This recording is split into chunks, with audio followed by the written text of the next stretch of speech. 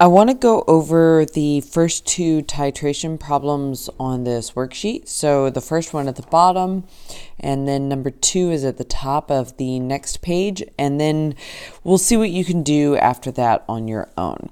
So what we are remembering is that titration is just a stoichiometry problem. So the first thing you need to double check is to make sure you have a balanced equation. So we have an equation here, sodium hydroxide plus hydrochloric acid equals sodium chloride plus H2O as a liquid. And what you will notice is if you scan all the way across this does balance as 1 and 1 and 1 and 1. And that is very, very common for acid-base titration reactions. It's not all the time, so don't assume that. But for most of the time, that is going to be the ratio we're going to work with. So when we look at the question, it says, what volume of 0.812 molar hydrochloric acid in milliliters is required to titrate 1.33 grams of sodium hydroxide to the equivalence point. And as a reminder, equivalence point means equal moles. So I've got two different things here. I have 0.812 molar hydrochloric acid. Well, that is a quantity I know, so that is my known. Is required to titrate 1.33 grams of sodium hydroxide. So by default, that must be my unknown, because the known is always going to be the thing that you have the molarity of. So we're going to solve the problem, but I also want you to constantly think about, based on the question, what is the equipment doing? So what of these two things, the HCl or the NaOH, is in my burette, and what is in my flask? So the known concentration, which is my hydrochloric acid, is going to be in the burette. And honestly, I'm going to read the volume to answer the question. So if I'm actually in the lab, this calculation is a confirmation, because that volume is what I'm going to read off the burette. The thing in my flask is the sodium hydroxide, which I would dissolve in some amount of water. But I've got a known amount of sodium hydroxide in terms of grams, and I'm going to figure out and see what volume of this hydrochloric acid do I need. So which of these two things do I start off with? Well, in general, you start off with the unknown and work towards your known. So we're going to start with the 1.33 grams of sodium hydroxide. What is the only thing we can do to grams? We can convert to moles. And by definition, it's 1 mole, and in 1 mole, if I calculate that molar mass, one of the reasons we love using sodium hydroxide is it's got a molar mass of 40. So at this point, I've canceled out grams. I'm in moles of sodium hydroxide, but I need to switch substances to HCl. So I'm in sodium hydroxide. I need HCl. So those are the two things I'm going to use. So what is that ratio here? Well, for every 1 mole of NaOH, my balanced equation tells me there is 1 mole of HCl. So moles, moles. So I'm in moles of HCl. So am I done? No, because the question wants to know volume. Volume in milliliters. So I'm in moles. Well, how do I get from moles of a substance to milliliters of a solution? I use the molarity. So as I said up above, you're going to have to remember that molarity means moles over liters. So if moles is in the top part of this number, that means I can rewrite this molarity as 0.812 moles over, as I said before, 1,000 milliliters.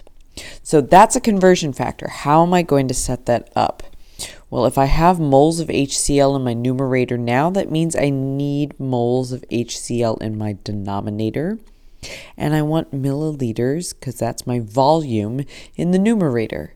So my numbers here are 0.812 goes with the moles and 1,000 goes with the milliliters.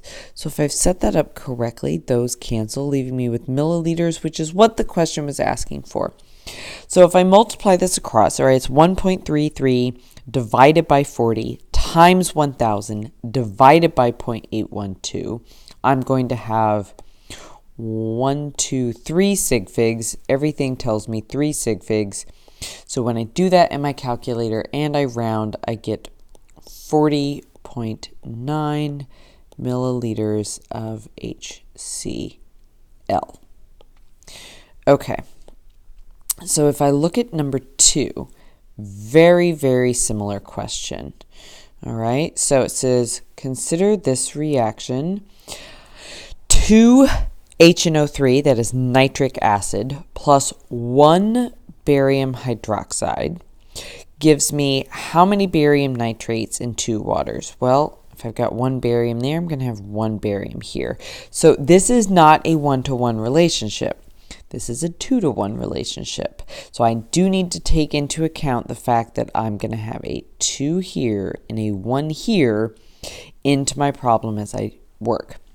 So it says what volume, so again, what volume in milliliters, so that's the same as last time, 0.125 molar nitric acid, so that is my known, is required to react completely with 1.30 grams of barium hydroxide. I don't have the concentration of that, so that is my unknown. So what's in the burette? In the burette goes my known, HNO3. In the flask goes my barium hydroxide. That's what I'm going to add the nitric acid to. So same type of problem. 1.30 grams of barium hydroxide. And how did I know to start with that? Because I always start with the unknown and work towards the known. The only thing I can do with grams here is convert to moles. So I've got grams of barium hydroxide. I need moles of barium hydroxide. And what is that molar mass? Well, it's 171.32 grams of barium hydroxide to 1 mole of barium hydroxide. That's by definition.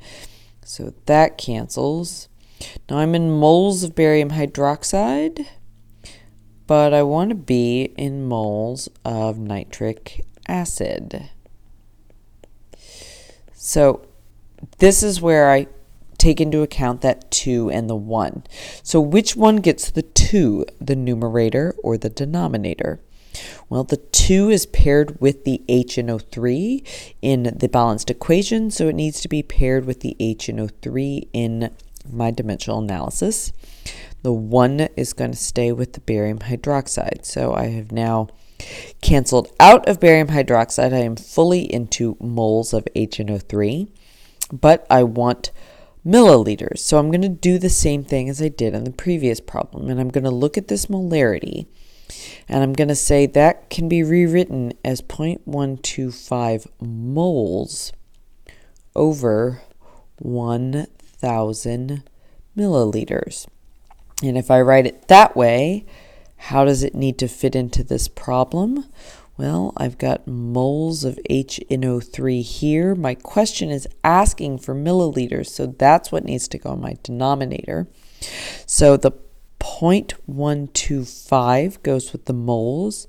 The 1,000 goes with the milliliters. Moles HNO3 cancels. And I am left with milliliters on top, which is what the question was asking for.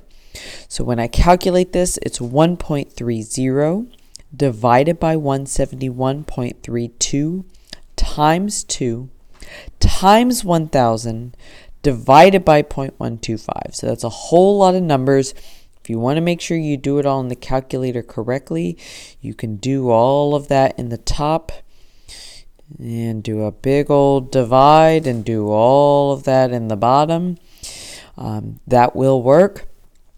But when you do this, we're going to calculate it. We're going to round to 1, 2, 3. 1, 2, 3 sig figs. So my calculated answer to 3 sig figs is 121 milliliters of HNO3.